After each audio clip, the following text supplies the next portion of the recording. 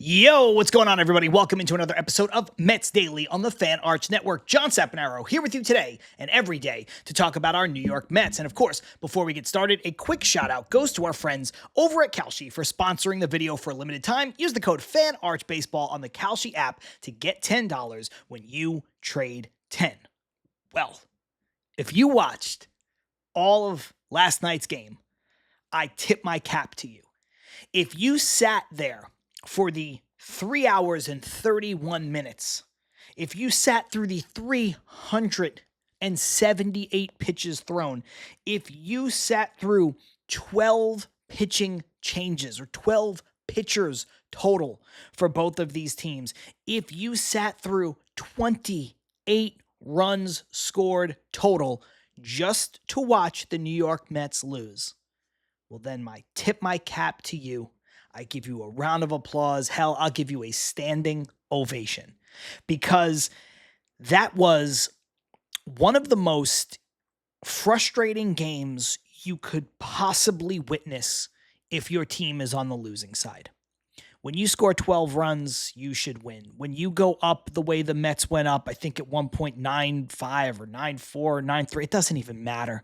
The whole thing is a blur to me. The whole game was a whirlwind. And I'll be honest with you guys, I didn't watch this game locked into it. I had other stuff on. I was cooking dinner. I had it on the iPad, and I was just kind of touching base. And for a while, it seemed like that was the only thing I needed to do, was watch it just kind of from a distance, sound on really low or sound off completely, because it seemed like the Mets were going to win this game kind of going away. And, in a season like this, for a game like that, win or lose by a lot, you kind of don't need to give it your full attention. Now, again, I have to watch it because I do this show and I do Till Mets Do Us Part, and I need to be keyed in, and I love baseball. But the Mets in 2026, as we've talked about for a lot of us, have sucked some of the daily joy out of watching baseball.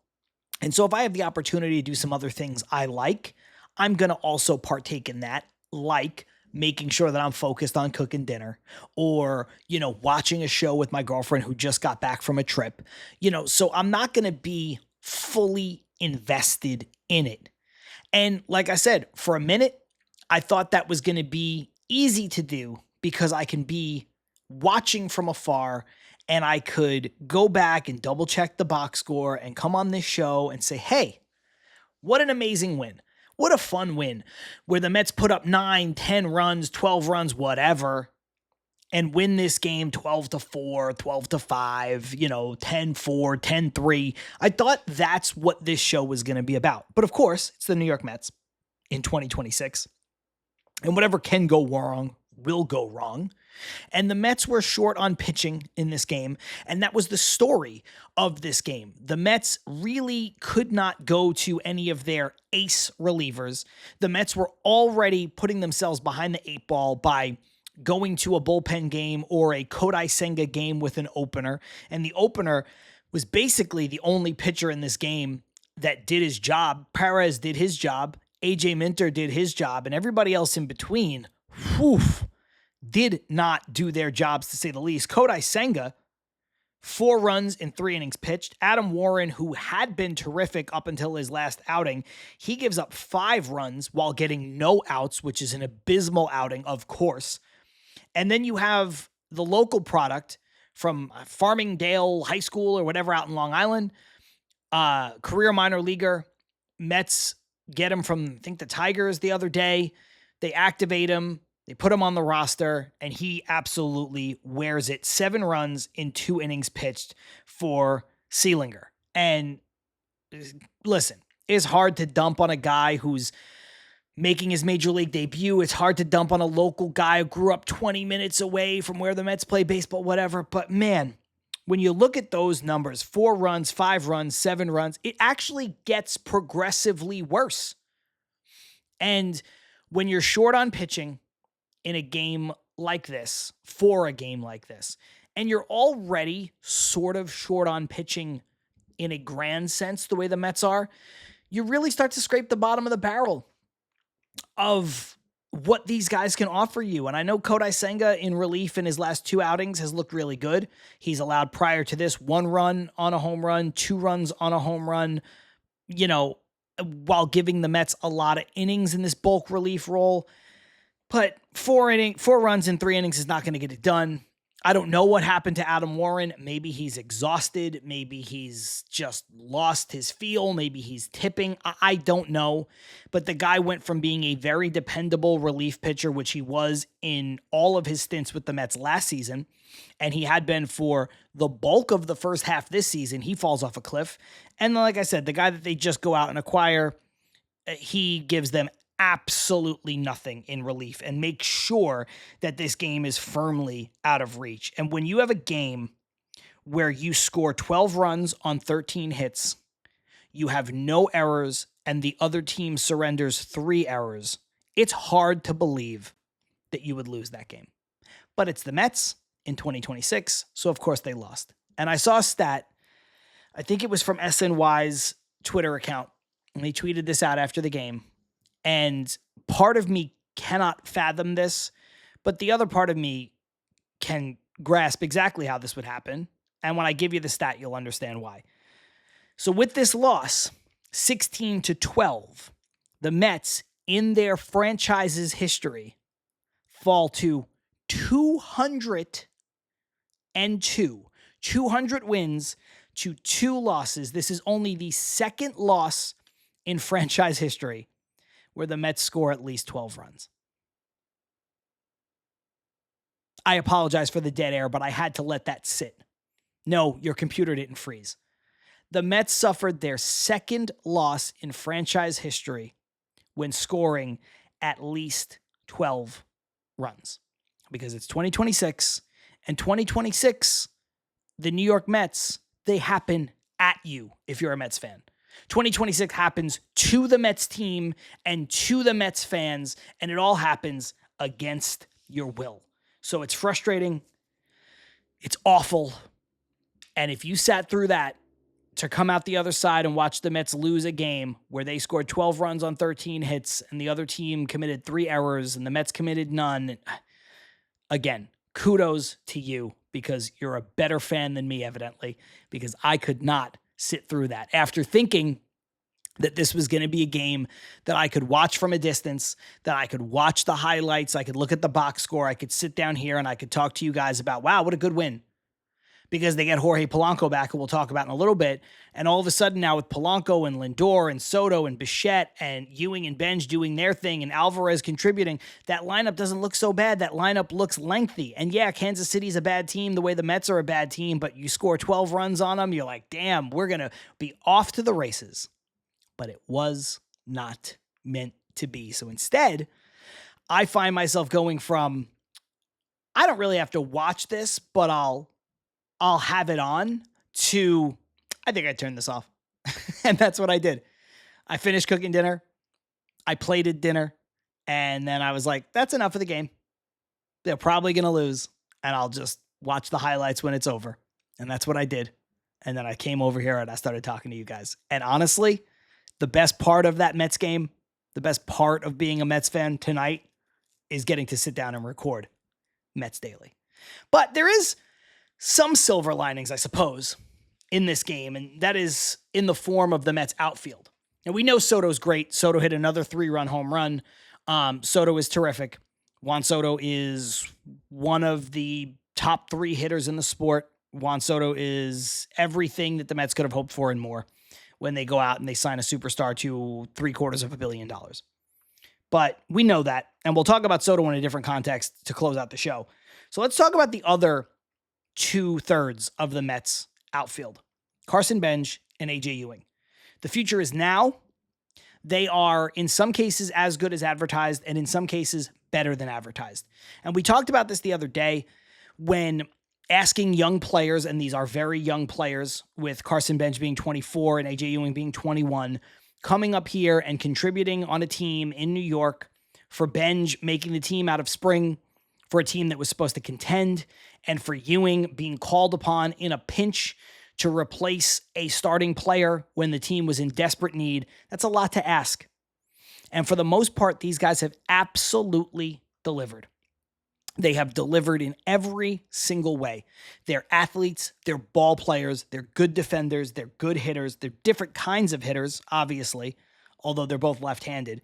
And I love that the Mets are deploying them under Andy Green in what they appear to believe their future roles are, and I agree.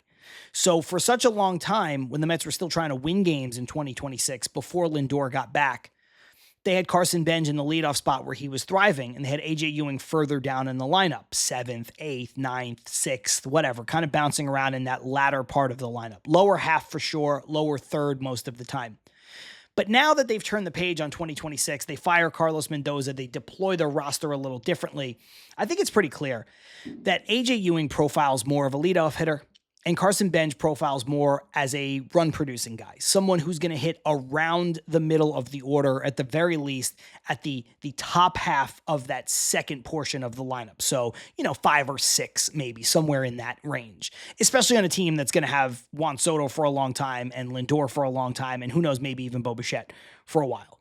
So I love how they've kind of switched things up, and they've put A.J. Ewing in that leadoff spot, and they've allowed Carson Bench to go down to the 5 spot where he can do some damage, where he can drive in runs. Because again, I think that is their respective futures. And it's clear that the Mets think that is their respective futures. So why not start it going now? Why not have it be a sort of dress rehearsal for the rest of their Mets career, which we hope lasts for a long time, and we hope bears that kind of fruit. And in this wild, wacky, stupid game, it certainly paid dividends. A.J. Ewing, 4 for 4. 4 runs scored, 3 RBI, and a walk. So A.J. Ewing has 5 at-bats. He's on base all 5 times. He's got 4 hits. He had a home run, 3 RBIs, and like I said, those 4 runs scored. An unbelievably sparkling day for the 21-year-old rookie center fielder for the New York Mets. And then Carson Bench, not far off the pace, 2 for 3, 2 runs scored with an RBI and 2 walks. So there's another guy who is on base 4 out of the 5 times, scoring runs, driving in runs. And what a duo these two should be. And really, again, when you talk about the totality of the Mets outfield, what a trio this should be for the Mets for the next 6, 7, 8, 9 years, hopefully, of these guys. And we talked about it on yesterday's show a little bit. The Mets infield is currently in flux for the future. Francisco Lindor is going to be your shortstop. Who knows what's going to happen at second base with Marcus Semien? Who knows what's going to happen at first base, whether, Polanco can actually be a stopgap first baseman in 2027 or not? Who knows what's going to happen with Bo Bichette, if he's going to opt in or if he's going to opt out, or if the Mets are going to, if he opts out, if they're going to try to re-sign him, if the Mets are going to try to extend him and turn that contract into something else. We don't know. But the infield's really in flux. It's Francisco Lindor and then a bunch of question marks. The catching situation, like we talked about on yesterday's show, pretty good. Among the best in baseball with Torrens and Alvarez. And that's why I don't think you can change it. I don't think you can upset that apple cart, despite the fact that you might be able to get something for either Torrens or Alvarez. If I were the Mets, I wouldn't go there. I wouldn't entertain it. Now you can listen on these players. I'm not going to say that Alvarez is untouchable, underlined, bolded, written in pen, but I think for the value you're going to get and the irreplaceable aspect of what he can offer, I just don't think the juice is going to be worth the squeeze. But when you look at that outfield, man, and for the next, let's just say 5 years, but we hope it's closer to a decade. It's a long time that the Mets are going to have Juan Soto, A.J. Ewing, Carson Bench. Now, of course, sometime in the future, maybe Juan Soto goes to first base. Sometime in the future, maybe Juan Soto goes to DH. But we're not talking about that right now because it's not going to be in 2027. It's not going to be in 2028, more than likely. So for the next few years, we'll just talk about them as the trio in the outfield. And when you look at somebody who's a lesser prospect that we got a quick glimpse at, but you saw what he can do in Nick Morabito. He's also a right-handed hitter. Ton of speed, great defense, perfect complement to those 2 other guys. Perfect person to give Juan Soto a spell. Get him off his feet, pop him over to DH for a game, get Morabito a start in left field. It's really, really, really a lot of promise in the Mets outfield.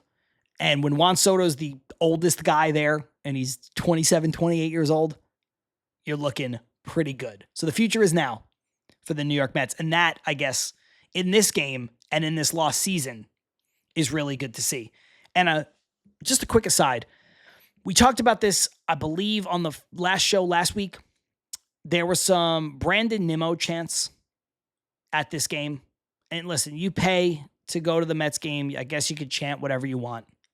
But when I outline everything that I just outlined, if you're there and you're watching Ewing go 4 for 4 with a home run, Benj go 2 for 3, and Juan Soto hit a home run and being just Juan Soto, and you're out there and you're chanting, Brandon Nimmo, that's embarrassing. That's embarrassing. I understand you don't like the return. I know you're mad at David Stearns. I know you don't like Marcus Semien, and Marcus Semien's been bad. But, guys, Brandon Nimmo's on this team. One of those three guys, and not Juan Soto, obviously, but Brandon Nimmo's on this team.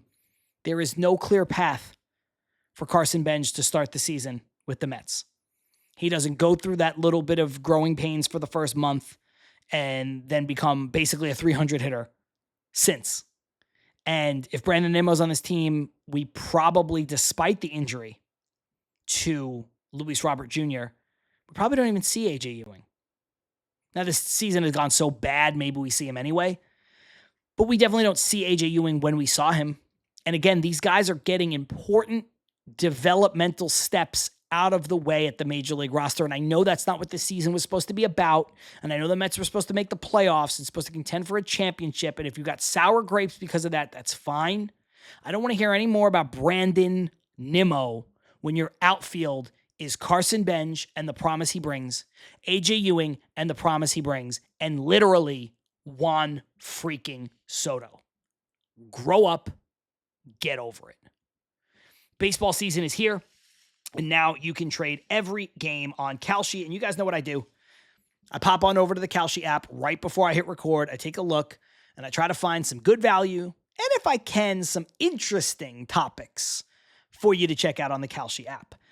I think with this one, we're going to go purely on good value once again, and it's near identical to yesterday's show. If you think the Mets are going to win today's game against the Kansas City Royals, a Mets win is trading at 58 cents a share, which means that $100 will get you just over $167. And I know, we don't want to talk about Mets wins because they have been fewer and further between than any of us would like. And after a game where they score 12 runs and lose, it's hard to think about a Mets win. But Kansas City's also bad. So if you want to find yourself some good value, and if you want to put a little bit of extra incentive, I think that's where you should lean. On Kalshi, you're trading against peers in a live market, meaning there is no house. And as the probability changes, you can trade into and out of your position. You already know, but for a limited time, you can still use the code FANARCHBASEBALL on the Kalshi app to get $10 when you trade 10. Kalshi, trade on anything, must be 18 and over. Restrictions and eligibility requirements apply. Event contract trading involves risks and may not be suitable for all investors. Prices, values, and available markets may differ from those mentioned. For more information, see kalshi.com/regulatory. The prodigal son returns, I guess. Jorge Polanco, after a lengthy IL stint, made his return to the Mets lineup last night, kind of out of nowhere, I guess. He was on rehab, and he was performing well, hit 2 home runs on that rehab assignment. But I would say it's surprising because of how many false starts there have been for Jorge Polanco. How many times he looked like his return was imminent, and then there was a setback. We talked a few weeks ago, going back to the San Diego Padres series, which now feels like an eternity ago, when the Mets were still fighting for their lives, and the Mets were still trying to make a season of it in 2026. And hey, who knows? If Polanco would have got back for that series and not suffered his setback, maybe things would be a little different. Because we've seen what a healthy Jorge Polanco, or healthy-ish at least, Jorge Polanco can do for this lineup. He certainly lengthens out this lineup. In his return tonight, he was 1 for 4 with a run scored, an RBI, a walk, and a strikeout. He also had a home run called on the field, overturned, that the umpire said went foul upon umpire review. So he almost added another knock to his ledger. Maybe that would have helped the game out. Who knows? But I know, again, you're mad at Jorge Polanco because he had a injury-riddled history, got here with the Mets, was instantly injured, and that makes you mad at him because the season has been bad, and that makes you mad at David Stearns, and that's fine. You can be. But it is crazy to see how quickly a switch-hitting clutch bat in the middle of your lineup can alter the entire tenor of your lineup, and that's what Jorge Polanco is going to do. Now, they already said he's going to play mostly at DH. He's not going to start every game at DH, of course. The Mets are still, I'm sure, going to obviously manage his Achilles, which is something he's going to deal with for the rest of the season. So there'll be times he just sits for the sake of sitting. There will be some times, I'm sure, that the Mets still deploy this dual catcher method, where Alvarez DHs and Torrens catches. I'm sure that'll happen from time to time, although maybe a little less likely now. I'm sure there will still be opportunities here and there to get Juan Soto off of his feet and give him a DH day, and also to give Francisco Lindor a DH day and get him off of his feet. But by and large, Jorge Polanco is going to get, I would say, even still, the lion's share of the reps at DH. He's a switch hitter. He's good from both sides, clutch from both sides. So barring a day where he needs rest or somebody else absolutely needs to get off their feet or some combination of the two, I expect him to be out there a good amount. They said at some point this season, maybe, just maybe, if he can play first base, that's cake.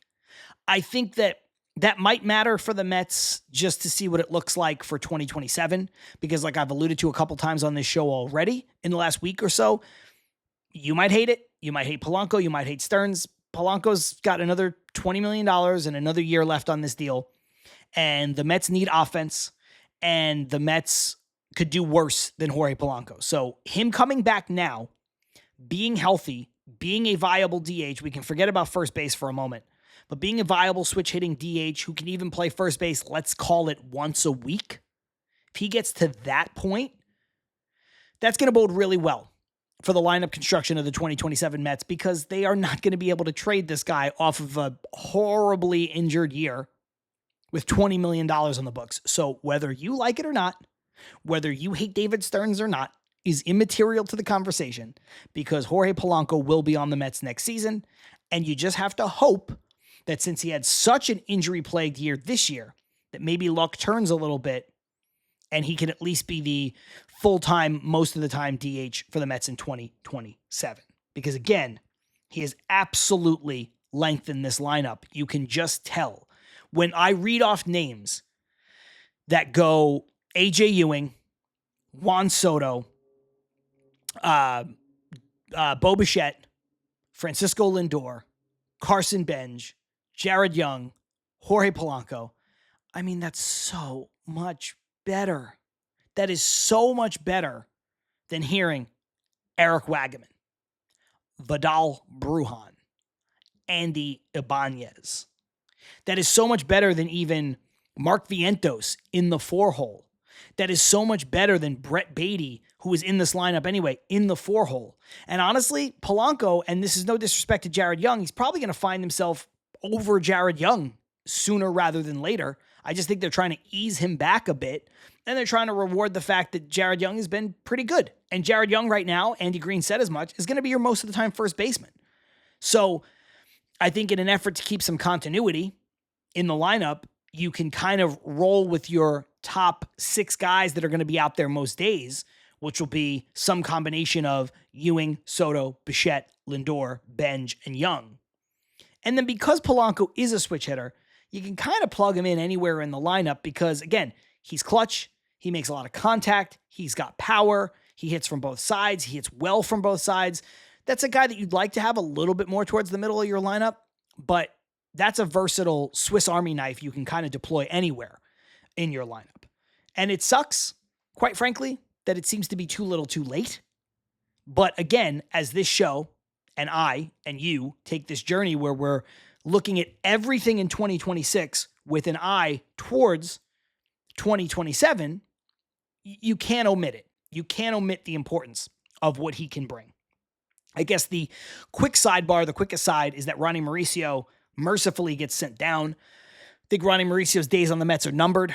I had a lot of belief in Ronnie Mauricio at one point because I thought Ronnie Mauricio was kind of the perfect combination between Brett Beatty and Mark Vientos, in that he was a guy who had power like Vientos, but he was a guy who had versatility and was a good defender at third base like Beatty. But he was also a guy who was a better runner than Beatty, maybe a bit of a better athlete than Beatty, certainly a better athlete than Vientos. A guy who you could flex over to shortstop in a pinch that would be a better option than putting Brett Beatty there. Obviously, Vientos has no position. He can't play anywhere. He's fool's gold at first base. He's horrendous at third base, blah, blah, blah.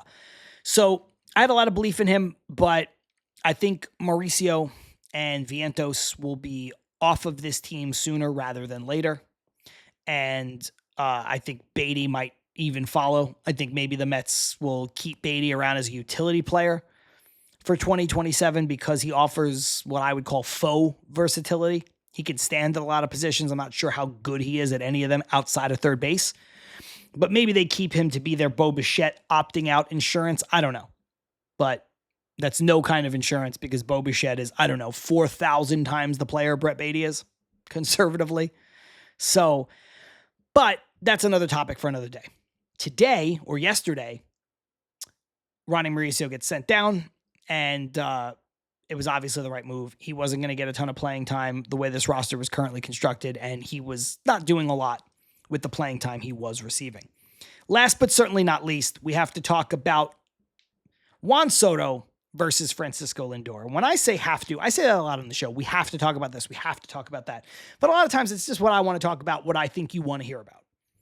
In this instance, I say have to begrudgingly because like yesterday when I talked about Francisco Lindor, and I didn't want to talk about Francisco Lindor and the hate he gets, I don't want to talk about Juan Soto versus Francisco Lindor because it's made up. It's a fabrication.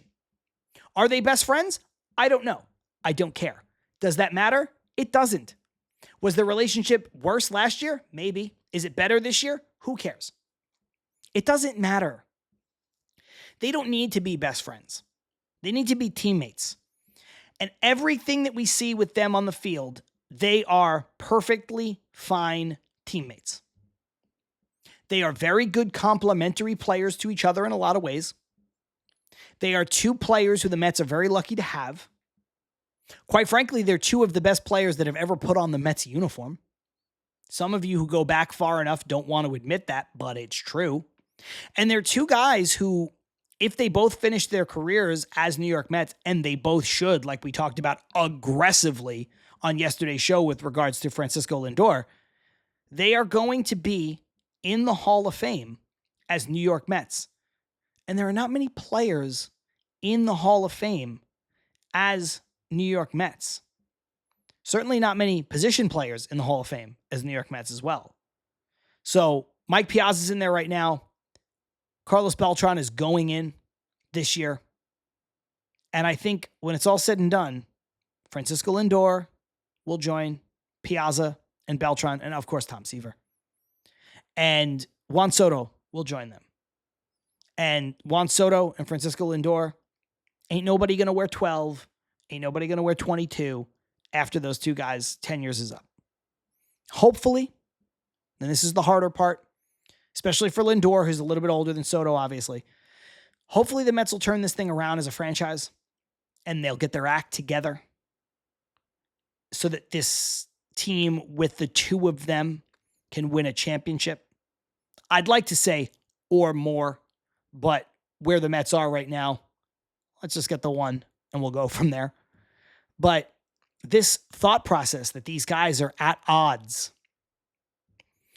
I just don't think it's as true as people are making it out to be. And again, I don't think it matters. I truly don't. Because when I watch them interact on the field and when I watch them interact in the dugout, they're fine. And that's all that we need from them is that. We don't need them to be friends. They have friends. They don't need to hang out. I don't care if they hang out. I want them to win baseball games. And the Mets have had a lot of problems in 2026. The front office, the president of baseball ops, the manager, the coaches, the owner, the players have failed. But the fact that Francisco Lindor and Juan Soto have played like 14 games together out of whatever it's been, 86 games, that's pretty high on the list as to why the Mets are as bad as they are. Juan Soto got hurt and the Mets lost 12 games in a row. Juan Soto came back, and on that day, Francisco Lindor got hurt for 2 months. Again, injuries are not the story of this season. There are plenty of other issues because the Mets roster should have been good enough to weather the storm of all of the injuries, and their depth was pushed to the limit, and their pitching staff depth was not as good as they thought it was. All of that is true. But I ask you, how many teams can have their 2 best players play together for whatever it's 14 games, 15, whatever, can play together for this amount of time at this point in the season and would be how much better than the Mets? I don't know. I'm unsure. So when you look at the 2026 story of the Mets in retrospect, that's going to be part of it. So when Mike Francesa comes out on the radio, or not on the radio anymore, on his podcast, and talks about the Mets trying, his words, quote, very, very hard to trade Lindor because him and Soto don't get along, I don't know what to make of that. I don't know why you would buy into that.